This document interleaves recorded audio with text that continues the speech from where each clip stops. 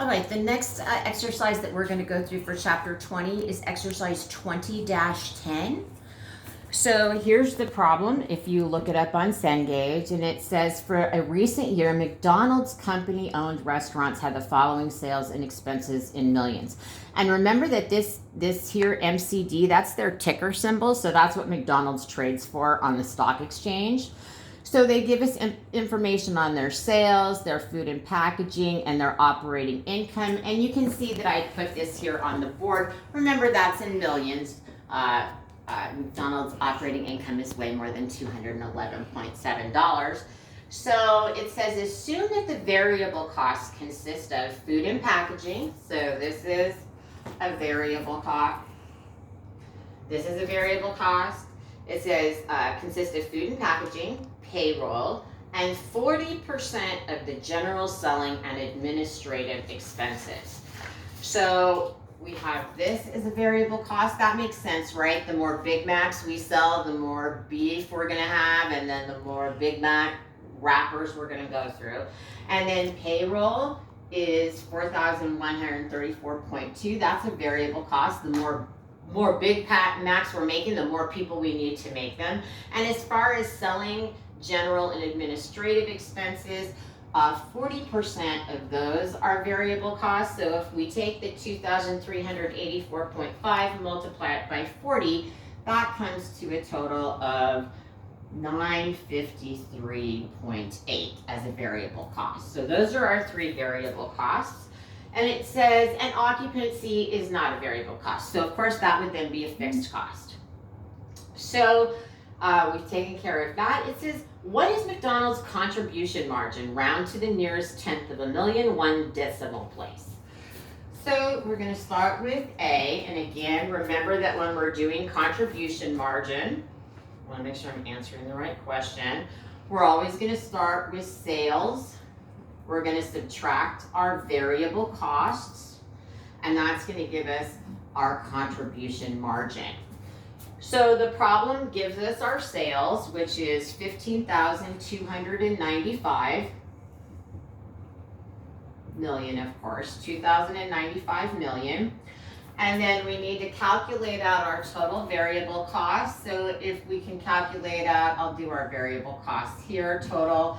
So we've got the 4,896.9 for food and packaging, the 4,134.2 for payroll, and the 40% of our selling general and administrative of 953.8. We're going to have total variable costs for A of 9,984.9 million.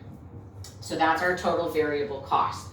So we're going to subtract those here. So we've got the 9,984,000.9, and that's going to give us a contribution margin of 5,310.1.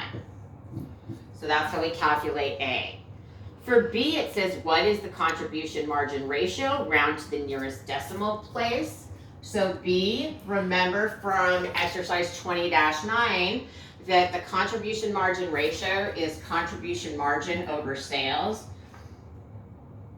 So we've got our contribution margin ratio equals the contribution margin over sales. So we're going to take the contribution margin of 5,310.1, 5,310.1. We're going to divide it by total sales of 15,295, and that's going to give us a contribution margin ratio of 34.7%. Of course, and if you're not used to working with percentages that much, what I did is I took the 5,310.1 divided by the 15,295, and then I divided that answer by 100 to get the 34.7%. That always helps me place the decimal. So, and remember that this means that 34.7% of every sales dollar goes to paying fixed costs and going towards profit.